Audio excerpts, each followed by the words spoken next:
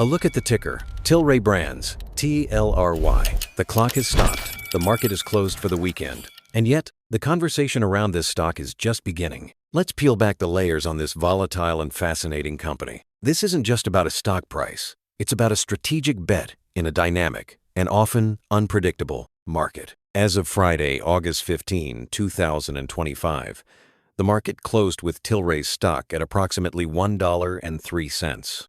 This is a crucial number, but it's more than just a digit. It represents a 12.7% decline for the day, and it's a stark reminder of the challenges Tilray is facing. This downward movement came on the heels of a significant news update. Tilray has formally requested an extension from Nasdaq to regain compliance with its minimum share price listing requirements. This isn't just a procedural hurdle. It's a flashing red light for investors. Nasdaq requires a minimum bid price of $1. While Tilray finished just above that line on Friday, the very fact that they've had to request an extension tells us they've been trading below that threshold for an extended period. This issue is so significant that the company is openly evaluating a reverse stock split as a potential solution. For the uninitiated, a reverse stock split consolidates shares, raising the price per share but not the overall company value. It's a move that often signals a company is in distress. This is the first and most pressing piece of the puzzle for any current or prospective investor. To understand Tilray's trajectory, we have to go beyond the daily fluctuations and look at the financial bedrock.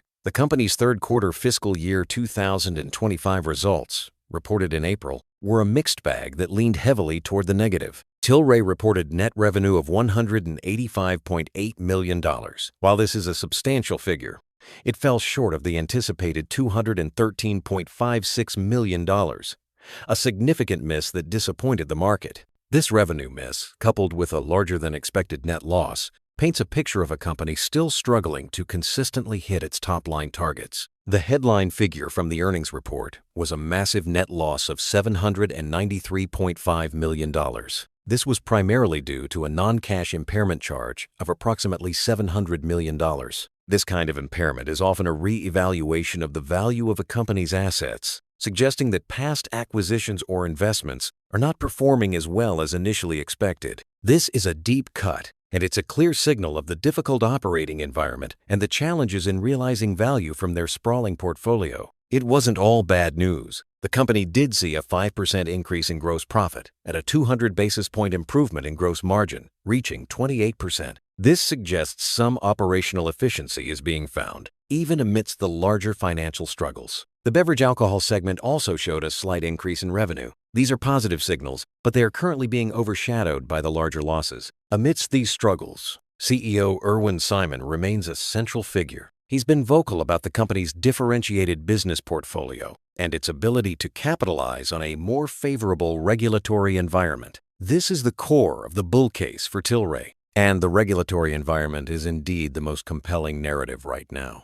The news that the U.S. administration is considering reclassifying marijuana to Schedule III is a potential game changer. This move would be a seismic shift, fundamentally altering the landscape for cannabis companies. It would reduce tax burdens and open up new avenues for research and interstate commerce. The recent rally in pot stocks, including Tilray's, can be directly attributed to this news. The stock experienced a significant jump just days before its Nasdaq compliance announcement, reflecting the market's enthusiasm for this potential shift. However, this is a potential change, not a guarantee. It's a regulatory tailwind that could propel the stock, but it's not a change that has happened yet. Investors are essentially buying into a story, a future where cannabis is less restricted. The current stock price reflects a high degree of speculation on this outcome.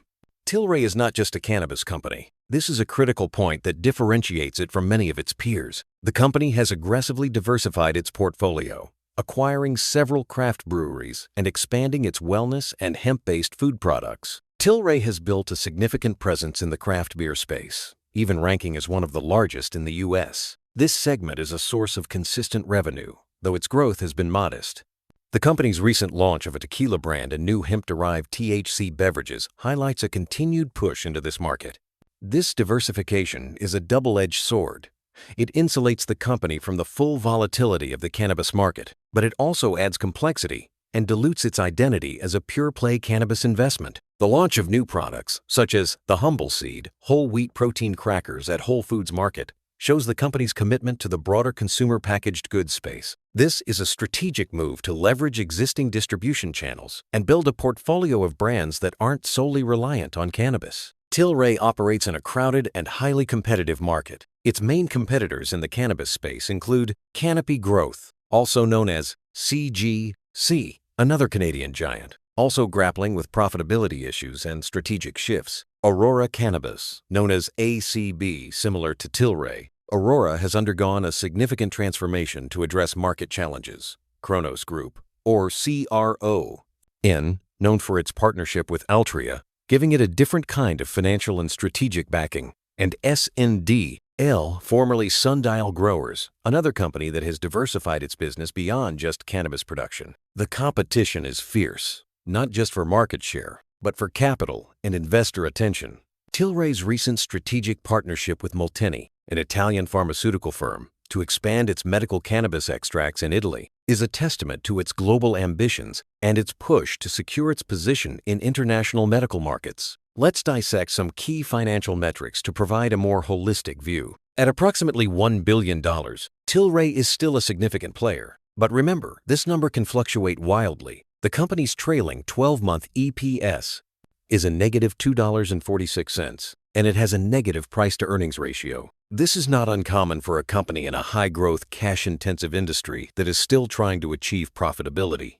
It means the company is not currently profitable on a per-share basis. A price-to-sales ratio of 1.2x suggests the market has heavily discounted the stock relative to its sales. This is a sign of investor pessimism and could be a value signal for those who believe in the company's long-term strategy. A negative return on equity of negative 88.44% indicates that the company is not effectively using shareholder equity to generate profits. This is a major concern. A positive free cash flow of over $19 million is a bright spot. This suggests the company has some operational stability and flexibility to navigate its financial hurdles. Analysts are largely cautious on Tilray. The consensus rating is a hold with a wide range of price targets.